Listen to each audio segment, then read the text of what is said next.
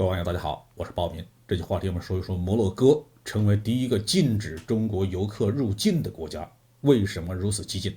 其实呢，和新冠疫情并没有什么关系。在我国调整了新冠疫情的防控政策，打开了国门，全面放开中国公民出境旅游之后，世界上几乎所有的国家都欢迎中国游客的到来。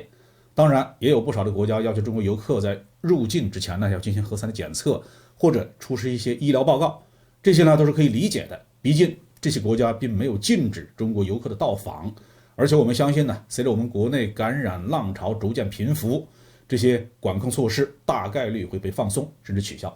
然而，有一个国家就跳得最高，对中国游客的管控措施是最为极端。北非小国摩洛哥1月1号宣布，从1月3号起，任何从中国入境的人，无论国籍如何，都将被拒绝入境。这是世界上第一个完全禁止从中国入境的国家。我们很多网友感觉很奇怪，这个国家怎么了？为何颁布如此极端的针对中国的禁令呢？这恐怕与中国近几年与摩洛哥的邻国和他的老对手阿尔及利亚的关系获得了很大的提升有关系。摩洛哥的西部濒临大西洋，北部和西班牙、葡萄牙隔海相望，有两个陆地的邻国阿尔及利亚和西撒哈拉。摩洛哥呢曾经是法国的殖民地，在1956年独立，是个君主制的国家。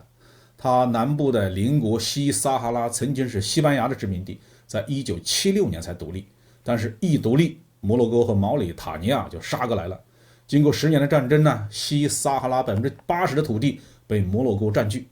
剩余的20%的领土由西撒哈拉人民阵线所控制。阿尔及利亚不支持摩洛哥对西撒哈拉的占领，并且阿尔及利亚本身与摩洛哥也有领土争端，这是前宗主国法国撤离以后留下的历史遗留问题。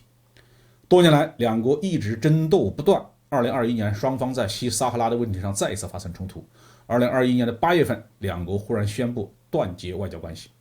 阿尔及利亚还关停了通往摩洛哥的天然气的管道，并且不允许西班牙将从阿尔及利亚进口的天然气转卖给摩洛哥。双方呢剑拔弩张，已经处在战争的边缘。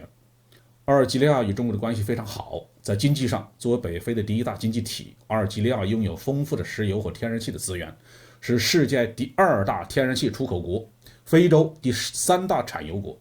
2022年的5月份呢，中石化和阿尔及利亚签了一笔价值4.9亿美元的合同，双方将在25年内共同开发阿尔及利亚东部的扎尔扎伊挺油田，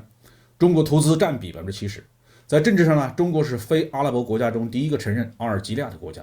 1971年，中国恢复在联合国的合法席位，阿尔及利亚作为提案国之一，也起到了非常重要的作用。阿尔及利亚还在2022年底提交了加入金砖国家的申请书。在军事上呢，中国近些年来成为阿尔及利亚主要的武器来源国之一。早在几年前呢，阿尔及利亚就从中国进口了 FD2000 远程防空导弹、PLZ 45型155毫米自行火炮，还有 SR5型多管火箭炮。在2021年呢，阿尔及利亚又采购了24架翼龙2察打一体无人机，6艘1500吨级的轻型导弹护卫舰， YLC-8B 远程反隐身雷达系统，还有 CM302 超音速反舰导弹。在2022年，阿尔及利亚又向中国采购了3艘054A 型导弹护卫舰。所以呢，摩洛哥对中国有点小脾气就情有可原了。其实呢，中国与摩洛哥的关系也还算不错。